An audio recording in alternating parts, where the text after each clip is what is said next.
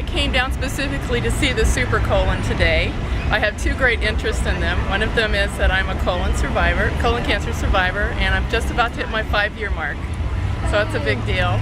The second reason is that now I'm a GI nurse navigator at Wellstar Community Hospitals, and they're interested in being able to show different people the necessity for colon screening. So colon screening is very big on my list of things to look at and to promote.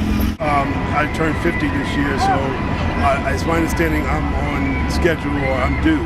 Okay. So I will be addressing that with my doctor.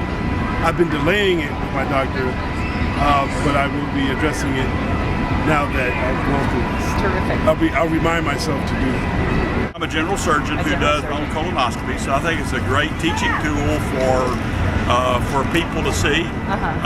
We're always trying to get people to do colonoscopy, screening colonoscopy at age 50 and every 5 to 10 years afterward.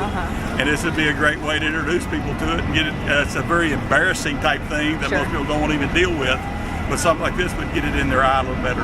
Okay. It's very hard to talk about. Most people don't want to talk about it, so this is a good way to introduce it to that very important thing in health.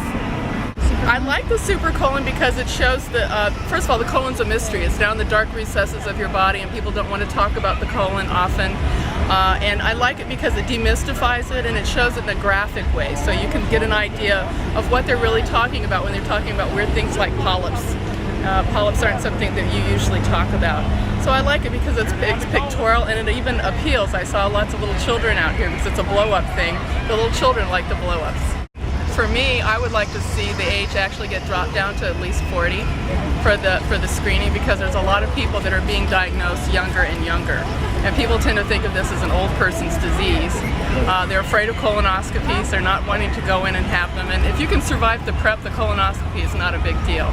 So screening for me is really important. I hadn't gone in for screening, and most people, I would say 8 out of 10 people, do not have any symptoms whatsoever of colon cancer. So if you wait until you think something's wrong, you've waited too late.